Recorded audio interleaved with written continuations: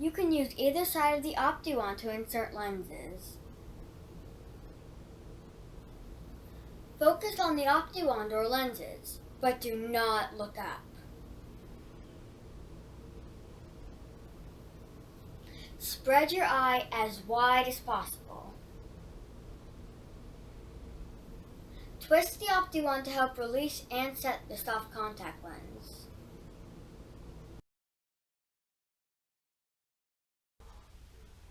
Hello Internet, today I'm going to be teaching you how to use your OptiWand for soft contact lens removal. As always, make sure to have both your hands and OptiWand washed and clean per doctor's recommendation. Again, we will be using the fuller cup side of the two-sided wand with the emergency release for the soft lens removal.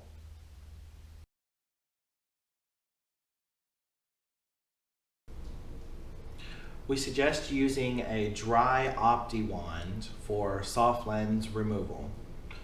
Hold the OptiWand close to the top for best finger pinching position. Focusing through the center hole,